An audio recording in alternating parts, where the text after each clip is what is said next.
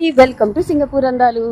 మరి చాలా రోజుల తర్వాత మనం లీవ్కి అయితే వెళ్తున్నాం. నెలన్నర అయిపోయింది నేను లీవ్ తీసుకొని. ఎందుకంటే మా సార్కి చిన్న పడిపోయిందని చెప్పి మన లీవ్ అయితే క్యాన్సిల్ అయితే చేశారు. మళ్ళీ రెండో లీవ్కి అయితే వచ్చామాట. మరి నేను బయటికి వెళ్ళినప్పుడు అయితే సింగపూర్లో కరోనా అయితే పెద్దగా అయితే లేదు, కానీ ఇప్పుడు కరోనా చాలా ఎక్కువ ఉందనేసి మాత్రం హాంకాంగ్ సింగపూర్ అనేది మాత్రం ప్రతి న్యూస్లోని టిక్టాక్లోని అయితే చూపిస్తున్నారన్నమాట.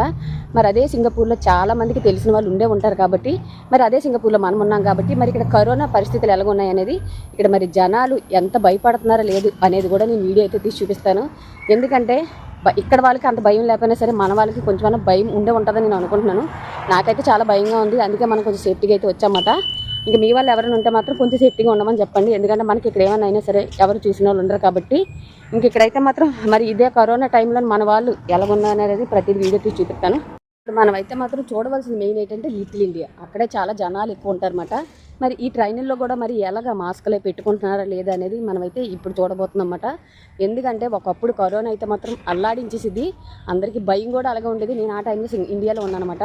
మరి అదే సింగపూర్లో కరోనా ఎక్కువ ఉంది, ఇన్ని కేసులు కూడా ఇక్కడ తేలుతున్నాయి అన్నప్పుడు ఎంతో జాగ్రత్త తీసుకునే ఉంటారా లేదా అనేది మనం డైరెక్ట్గా చూసేద్దాం. కరోనా చూసారు కదా జనాలు అందరూ.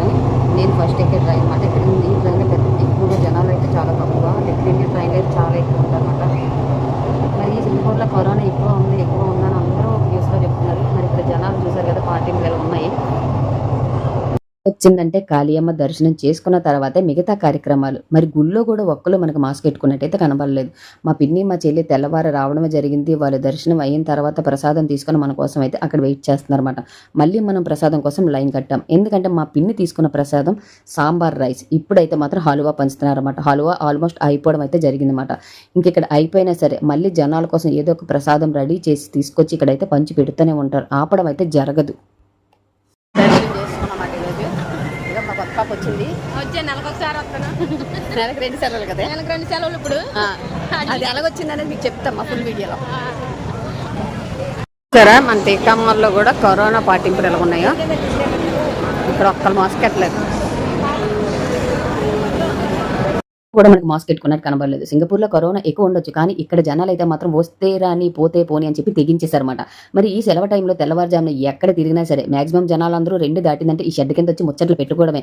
ఇంకా మా పిన్నికి అయితే చిన్న షాపింగ్ కూడా జరిగిందండి, ఎందుకంటే మా పిన్ని మంగళవారం ఊరు వెళ్తుందన్నమాట. మరి ఇక్కడ సింగపూర్లో కరోనా ఎక్కువ ఉంది, కానీ మీరెవరూ భయపడవలసిన అవసరం లేదని చెప్పడానికి ఈ వీడియో.